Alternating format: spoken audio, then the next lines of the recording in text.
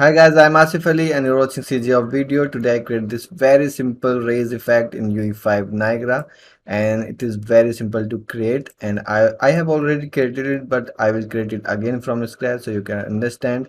And if you haven't subscribed my YouTube channel yet, please subscribe it. If you like this tutorial, like, share and comment, and don't forget to follow me on Twitter slash CGHOW underscore. Link is in description, and let's start this tutorial.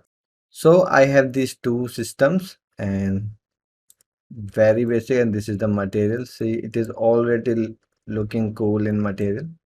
Very simple material I created again. So this is in my R&D, but now I will create a folder for it. So in CGHOW, I have lots of folders.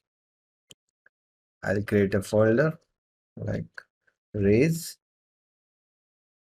Okay, and now I will create a material M raise,